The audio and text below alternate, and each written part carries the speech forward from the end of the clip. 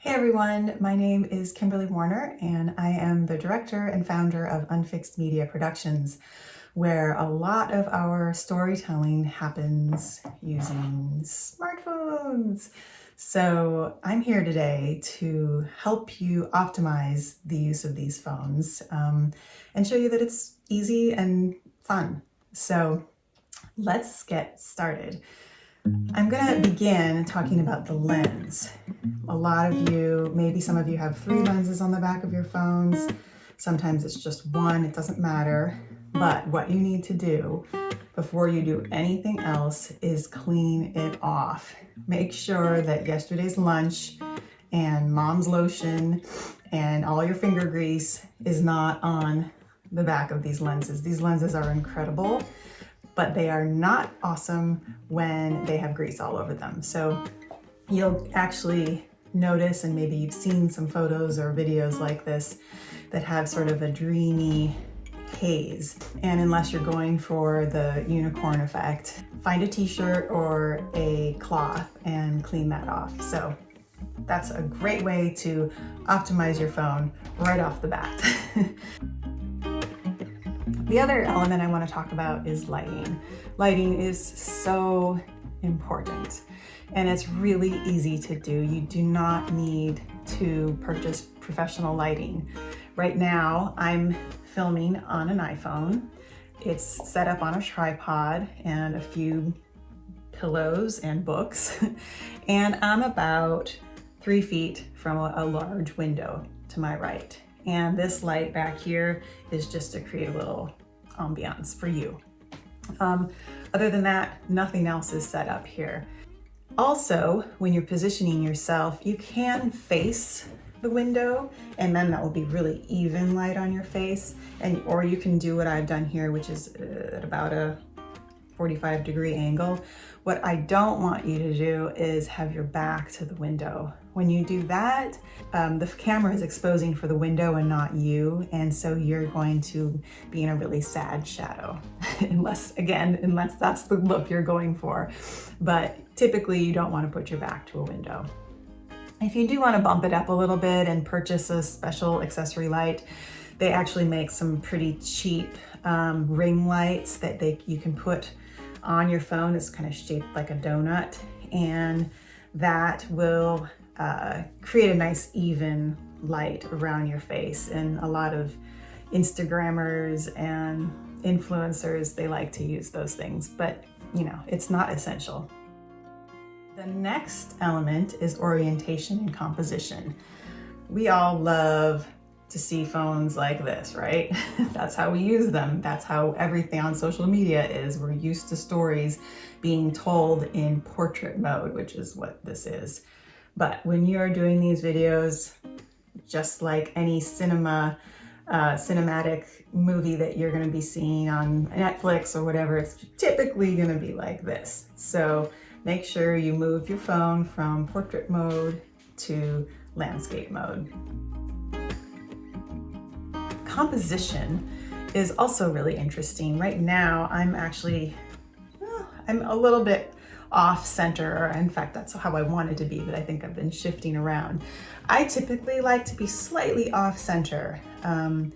It just adds a little extra visual intrigue. If you go too far, that can kind of be weird. So if you are gonna go off center, just slightly center. Now, make sure that your background is clean. This is pretty obvious, but just don't have your dirty laundry back there. People will notice. It's also important to think about how your body is framed in the camera. Typically, sort of a rule of thumb is to cut yourself off at the rib cage and have a little bit of space above your head. You also want to consider camera angle. I have my smartphone and tripod set up on about 6 books, 2 yoga blocks, and 2 pillows, so that I can have it on eye level. To create some sort of heroic effect, you can have the camera looking up at the subject, or you can place it above and have it looking down at the subject. But unless you're really intentional about that, I would highly recommend just propping up your tripod and smartphone so that it's at eye level. The other thing I want to talk about is stability. Stability is something that, well, there aren't any rules about it, but a lot of people just run around with their cameras and take videos, and nothing is locked down so that the imagery is just bouncing up and down like crazy. And I don't know about you, but for me, that's really hard to watch. I have a neurological disorder and it just makes me sick. So especially I think we're talking to a certain specific population, rare disease population, chronic illness population. We want to be sensitive to that and be as inclusive as possible. So it's really important to lock down your cameras. There are really great smartphone tripods out there. I have mine. I think I got it for $11.99 on Amazon. It has a gimbal on it so that it can adjust the camera angle a little bit if I want it to, but it's a really cheap investment and very worthwhile, and your audience members will thank you. The other thing I want to talk about is focus and exposure. These are really automatic actually in your phone, which is super nice. You don't have to think about it too much. But there is a functionality in most phones, this is an iPhone, where when you have your scene that you like, you press down and it will bring up a little box, and you can dial it up a little bit or dial it down so that you can have the exposure a little bit brighter or a little bit darker. And then you hold it for a moment and that will lock it and tell your phone that this is what I want to be perfectly exposed and this is what I want to be perfectly in focus. And it will hold that for as long as you have the shot. So that is a super easy functionality that I highly recommend taking advantage of. Frame rate is also important. Most of you probably have your phone set at 30 frames per second. That is great for interviews. That is what you want. But you can also go into settings and change that to 60 frames per second, or sometimes even 240 frames per second. You want to use those if you're taking some other sort of scenic footage. Maybe you're sitting at the dinner table or playing with your cats. And those can be nice to have a little bit more slow motion effect. So, but make sure that when you go back to your interview, you change it back to 30 frames per second. Last but not least is audio. This is obviously really important. We want to hear what you have to say, and we want to hear it cleanly and clearly. I don't recommend shooting outside. While it can be beautiful, we have birds, we have traffic, we have wind, all of those things, unfortunately, our smartphone microphones are going to pick up. So if you don't have any mic accessories, head on inside, find a nice quiet space, tell your kids to turn off the TV for a while, and maybe even find a room that has a carpet that can really absorb the sound a little bit.